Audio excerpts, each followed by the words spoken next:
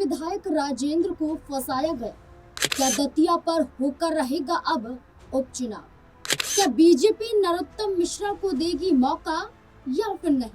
क्या नरोत्तम मिश्रा के नाम पर बन पाएगी सहमति? विजयपुर से मुकेश मल्होत्रा के बाद कांग्रेस के दतिया से विधायक रहे राजेंद्र भारती को राहत नहीं मिल पा रही। कांग्रेस को जिस बात का डर था, दिल्ली हाईकोर्ट में वही हुआ। पूर्व विधायक राजेंद्र भारती को दिल्ली हाईकोर्ट से बड़ा झटका लगा है। भ्रष्टाचार के 25 साल पुराने मामले में दिल्ली की एमपी-एमएलए कोर्ट से 3 साल की सजा मिलने के बाद राहत की उम्मीद लगाए बैठे पूर्व विधायक को फिलहाल कोई राहत नहीं मिली, जिसके बाद नरोत्तम मिश्रा के लिए मानो दतिया उपचुनाव में रास्ते खुलते नजर आ रहे हैं। हालांकि भाजपा अपने पुराने कद्दावर चेहरे पर भरोसा जताएगी या फिर नहीं, ये सवाल बना हुआ है। चलिए जानते हैं हाईकोर्ट में आखिरकार क्या हुआ और अब क्या दतिया सीट पर स्थिति बन रही है उपचुनाव की। दिल्ली हाईकोर्ट में क्या हुआ? पूर्व विधायक राजेंद्र भारती को एफडी मामले में फिलहाल दिल्ली हाईकोर्ट से कोई राहत नहीं मिली है। अदालत ने अंतरिम राहत देने से साफ इनकार करते हुए मामले की अगली सुनवाई 29 जुलाई तय की है, जिसके बाद राजनीतिक और कानूनी हलकों में चर्चाएं तेज हो गई। दरअसल पूर्व विधायक राजेंद्र भारती ने कोर्ट में याचिका दायर कर अपने खिलाफ चल रही कानूनी कार्यवाही पर रोक लगाने और अन्य राहत की मांग की थी। हाईकोर्ट में राजेंद्र भारती का पक्ष। सुनवाई के दौरान याचिकाकर्ता पक्ष ने अदालत को बताया था कि उनके खिलाफ की जा रही कार्यवाही उचित प्रक्रिया का पालन किए बिना की जा रही है, जिससे उनके अधिकारों का हनन हो रहा है। वहीं विरोधी पक्ष ने इन दलीलों का विरोध करते हुए कहा कि पूरी कार्यवाही नियमों के तहत की गई है और इसमें किसी भी प्रकार की अनियमितता नहीं है। दोनों पक्षों की दलीलें सुनने के बाद दिल्ली हाईकोर्ट ने फिलहाल कोई अंतरिम आदेश जारी नहीं किया है और मामले को विस्तृत सुनवाई के लिए 29 जुलाई तक स्थगित कर दिया है। अदालत ने संकेत दिया है कि अगली तारीख पर मामले के विभिन्न पहलुओं पर गहराई से विचार किया जाएगा, जिससे इस केस की दिशा तय हो सकती है। जिला कांग्रेस अध्यक्ष ने लगाया बड़ा आरोप। दतिया के कांग्रेस जिला अध्यक्ष अशोक दांगी ने कहा कि इस फैसले के बाद राजनीतिक माहौल भी गर्मा गया है मध्य प्रदेश में। दतिया कांग्रेस जिला अध्यक्ष अशोक दांगी का कहना है कि जानबूझकर सुनवाई को टाला जा रहा है। उन्होंने न्यायपालिका पर पूरा भरोसा जताया है। उन्होंने कहा है कि आगे हम सुप्रीम कोर्ट भी जाएंगे अगर दिल्ली हाई कोर्ट से राहत नहीं मिलती है। इसी के साथ साथ वकील शिशिर खरे ने कहा है कि मामला अभी शुरुआती चरण में है और कोर्ट द्वारा अंतरिम राहत न देने का मतलब ये नहीं है कि याचिका खारिज हो गई है, बल्कि अदालत सभी तथ्यों की गंभीरता से जांच करना चाहती है, इसलिए सुनवाई की तारीख को आगे बढ़ाया गया है। 29 जुलाई पर टिकी सबकी निगाहें।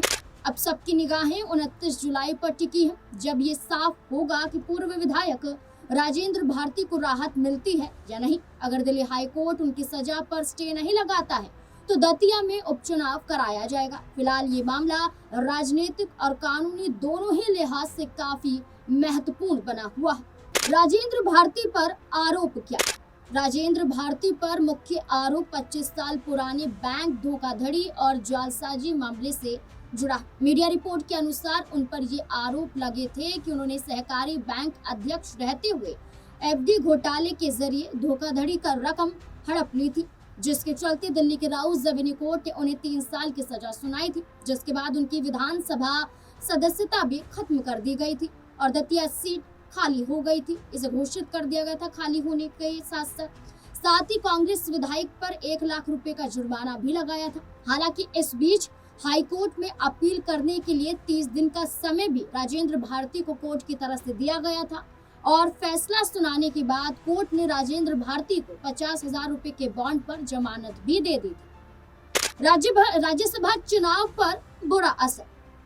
अगर दिल्ली हाई कोर्ट अपनी अगली सुनवाई में फैसला सुना देती है और फैसला कांग्रेस के राजेंद्र भारती के पक्ष में नहीं आता है तो दतिया सीट पर उपचुनाव अगले 6 महीने के भीतर तो करवाना जरूरी हो जाएगा, जिसके चलते कांग्रेस के हाथों से 2028 में होने वाले विधानसभा चुनाव से पहले ये सीट चली जाएगी, जिसका सीधा नुकसान विधानसभा चुनाव से पहले जून में होने वाले राज्यसभा चुनाव पर पड़ेगा, क्योंकि मध्य प्रदेश की 3 राज्यसभा सीटों पर होने वाले चुनाव के लिए एक सीट जीतने के लिए 58 विधायकों की जरूरत पड़ेगी और मुकेश मल्होत्रा, निर्मला स्प्रे के बाद राजेंद्र भारती के हटने पर 63 सीटों में से कांग्रेस के पास लगभग 61 से 60 सीटें ही बच पाएंगी और क्रॉस वोटिंग का भी खेल मध्य प्रदेश में राज्यसभा चुनाव के दौरान होना बताया जा रहा है।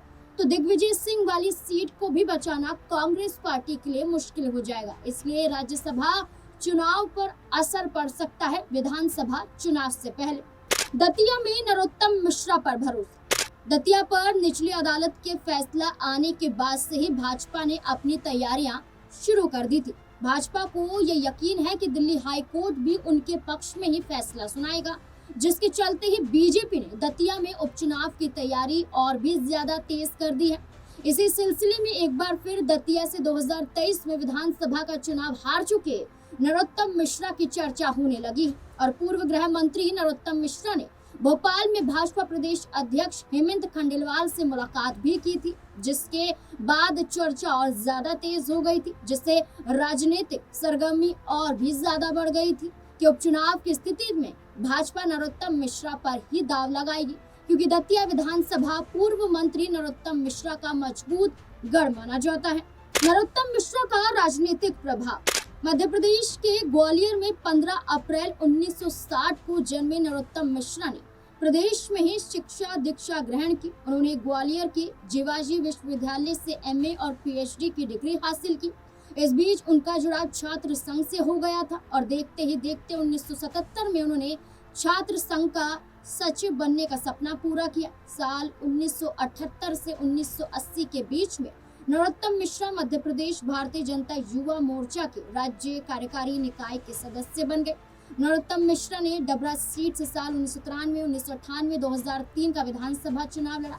हालांकि 1993 के चुनाव में उन्हें जीत नहीं मिली थी। नरोत्तम मिश्रा पहली बार साल 2023 में बाबूलाल गौर सरकार में राज्य मंत्री भी बने। हालांकि तब से लेकर अब तक कई अहम मंत्रालयों की जिम्मेदारी नरोत्तम मिश्रा संभाल चुके हैं, जिनमें कानून, शिक्षा, आवास, स्वास्थ्य और परिवार कल्याण, जल संसाधन और जनसंपर्क सहित ये तमाम विभाग शामिल हैं। साल 2005 में शिवराज सिंह चौहान ने पहली बार जब मुख्यमंत्री पद की शपथ ली थी, तब नरोत्तम मिश्रा को संसदीय कार्य मंत्री का जिम्मा सौंपा था। मध्य प्रदेश में भाजपा का ब्राह्मण चेहरा माने जाने वाले नरोत्तम मिश्रा की हैसियत शिवराज सरकार में नंबर 2 की रही है। उनके कार्यकाल के दौरान राज्य का गृह मंत्री भी उन्हें बनाया गया था।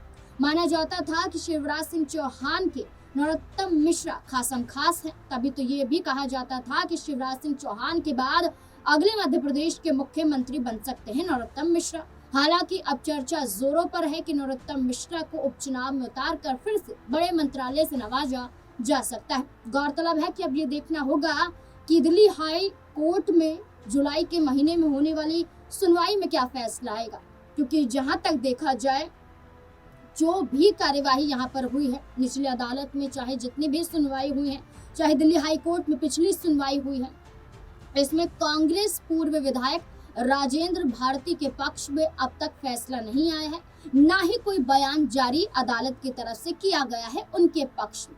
इसी सिलसिले में माना जा रहा है कि नरोत्तम मिश्रा भारतीय जनता पार्टी का बड़ा चेहरा हो सकते हैं। आधिकारिक तौर पर कोई घोषणा नहीं हुई है, बल्कि ये भी माना जा रहा है कि अगर ये स्थिति बनती है, राजेंद्र भारती पर फैसला दिल्ली हाई कोर्ट का आ जाता है, उनके पक्ष में नहीं आता है, बेशक कांग्रेस पार्टी ये कह दे कि वो सुप्रीम कोर्ट का रुख करेंगे, लेकिन दतिया विधानसभा सीट पर मानो उपचुनाव की स्थिति बन सकती है, क्योंकि राजेंद्र भारती पर कोई छोटा मोटा आरोप नहीं है, बल्कि बैंक धोखाधड़ी का मामला उन पर है। और इसी सिलसिले में जहां दिल्ली की राउज रेवेन्यू कोर्ट ने उन्हें 3 साल की सजा सुनाते हुए उनकी विधायकी रद्द कर दी है, इसके साथ साथ दिल्ली हाई कोर्ट के फैसले पर निगाहें टिकी हुई हैं। लेकिन इससे पहले इसी बीच में मध्य प्रदेश में कई सियासी समीकरण बन रहे हैं।